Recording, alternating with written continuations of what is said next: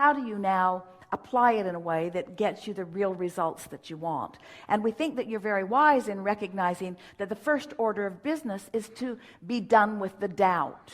So we're going to come back to something that we said earlier. Everyone can relate, or most can relate in some way. So $100,000 in debt, would like to be $100,000 in the black, $200,000 gap. So not likely that that's going to change today in terms of what's actually in your bank account. But it is likely that you could go from doubt to positive expectation if you are willing to stay focused on a steady stream of conversation long enough to get the momentum going. And you don't need us. We would help do it. You don't need us to do it. You can find your own way out of your own doubt. But you have to understand that it's the doubt that you're trying to find your way out of, not the accomplishment of whatever it is that you doubt that you can accomplish. Did you hear that? That the work is to work your way out of the feeling of doubt, not into the having of whatever it is that you feel doubtful about. That's so big. Because the process to work your way out of doubt is a gradual process, but it's a for sure process. You can do it. You just have to show yourself that you can do it. And if you can do it once, you can do it twice. And if you can do it twice, you can do it 3 times. And if you can do it for a few days or a few weeks, then you can own that vibration about that subject. And so we start in very basic places. We start about things for which, as far as we are concerned, there can be no doubt. Law of attraction abounds. Accept it or don't, but it abounds. Now, us just saying that doesn't make you know it. Mm-hmm. We can know it with everything that we are and we do, but our knowing it doesn't make you know it, because you might have practiced a strong enough thought contrary to that, that when we are even in the same space, we're not communicating on the same vibrational frequency. So that difference in frequency, let's say a friend knows something and you think you know something different or do know something different. So there's a difference of opinion there. If you are having a difference of an opinion between yourself and someone else, that is not going to bring you an emotion of doubt. It's only when you have a difference of opinion with the source within you about that topic. In other words, doubt is your own contradiction of your own vibration. It doesn't have anything to do with the practical reality of something. It doesn't have anything to do with the certainty of something. The feeling of doubt is just, I've got contradictory energy. I say I want it, and then I say I don't have it, and I say I want it, and then I say I don't have it, and then I say I want it, and then I say I don't have it. That equals contradictory energy, and that's what equals that feeling of doubt. So when you say, I want to talk about the subject of doubt, what we hear you say is, I want to talk about the subject of contradicted energy in me. When we hear you say, I want to talk about the subject of contradicted energy in me, we hear you say, I want to talk about my not very practiced focus. I want to talk about my sloppy thinking. I want to talk about me looking at stuff I don't want and looking at it long enough that I get momentum. I want to talk about me looking at what is instead of thinking about what can be, and letting what is dominate my vibration when what can be is what's dominating my source energy's vibration. My inner being's focused upon what's becoming. I'm focused on what hasn't become yet. That's what doubt is. Isn't this a good conversation? Excellent. It tells me everything. Yeah. So all you got to do is find things that feel good when you think about them. This is perhaps the most important conversation that we would ever have with anyone who's wanting to be the deliberate creator of their own reality. You don't have to take the subject of your desire and think about it until it happens. And in fact, when you take the subject of your desire and you think about it till it happens, it usually doesn't happen anytime soon. Because you're thinking about the subject that you want to happen from the perspective of it not happening, and you're introducing resistance into the equation, causing split energy, which makes you feel doubtful. And then you say, I think my doubt is killing this project. And we say, no, your doubt is the indication that you're killing this project with contradictory thought. You got that, didn't you? I did. So just cut it out. Stop beating the drum of anything that makes you feel doubt, and beat the drum of what makes you feel encouraged about things. Look for things that you feel already encouraged about. Can you give me an example of when doubt creeps in, how I can correct, eliminate, whatever it is I'm supposed to be doing? That's not the time to do it, because that's like, Abraham, I've fallen out of an airplane. I don't have a parachute. What should I do now? Okay. Hang on, it'll be over in a little bit. Okay. Because there's momentum that's going on. So the time that you correct the doubt, drum roll, is before you have it. You practice believing on things that are easy to believe until the practice of positive expectation is just your practiced chronic nature. In other words, how are you going to come to feel your invincibility when clearly there are things that you've never done? Well, by focusing on the things that you have done and just keeping that vibration so active that there's just not room for the contradictory vibration. We had a conversation one day with a woman on the telephone. She was having none of us. She just wanted us to give her some magic something that would take her directly to the condition that she wanted. And since we were trying to teach her how to create her own reality, we were extremely annoying to her. So we said, find something to think about that isn't those things that you're thinking about all the time about what you want. Why would I do that? Because if you can think about the things that you're not thinking about all the time, you have a chance of shifting your vibration. And if you have a chance of shifting your vibration, then things will shift in response to your shifted vibration. Your reality will change. Oh, she wasn't having any of that either. Like what? Like what do you think I should think about? We said, well, things that don't matter very much to you and that you don't have contradictory energy already going, because every subject's really two subjects. If you've got this, if you're feeling lack of abundance and it's really strong within you, every time you talk about money, you're going to practice the feeling of lack of abundance. You just can't get around it. You got to start in some other place. Like what? We said, well, like, think about butterflies and blue glass and feathers.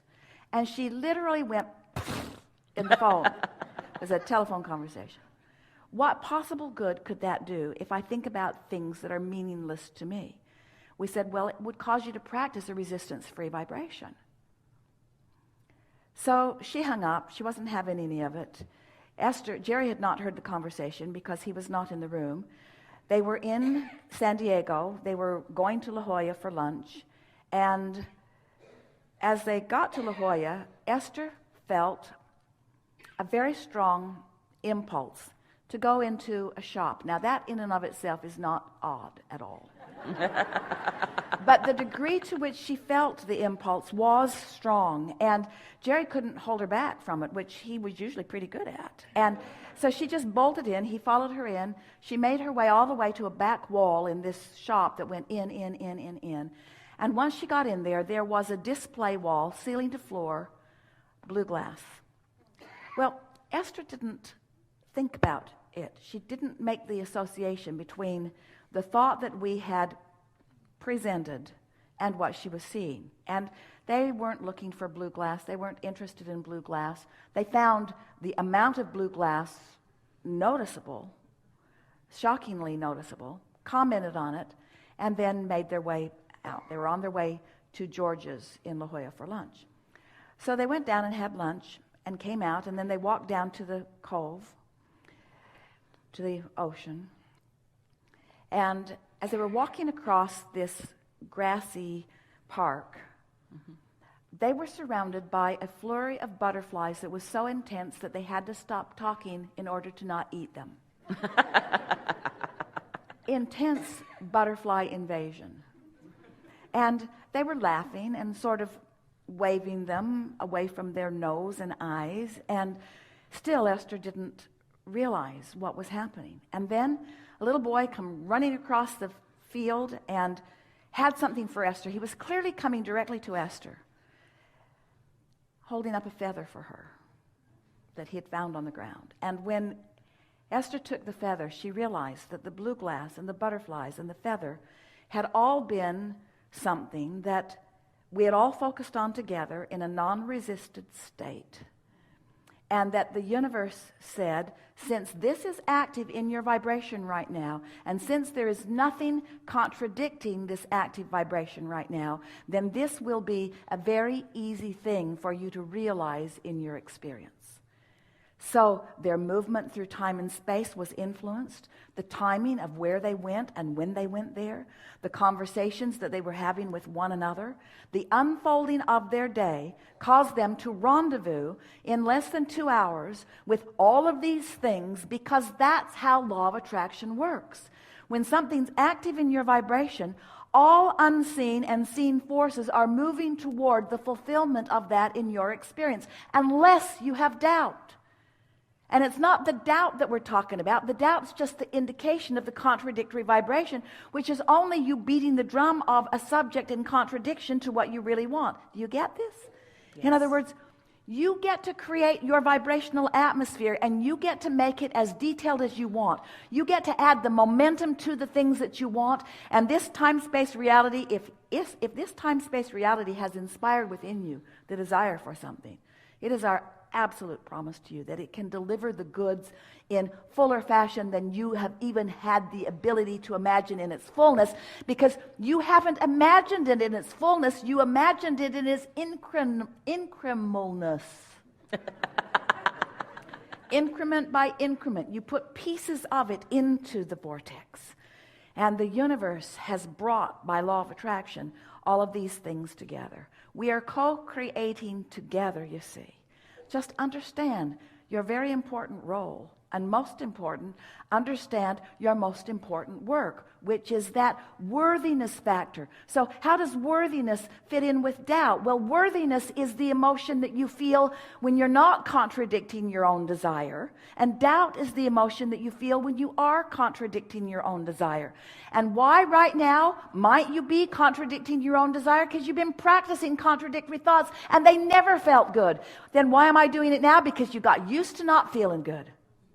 You got used to the feeling of doubt, so much so that one day a woman said, we were trying to encourage her to talk about what she wanted instead of about what she didn't want. Mm-hmm. And she couldn't come up with much. And so we said, well, do you want such and such? And she said, oh, I don't want that. I've already got that.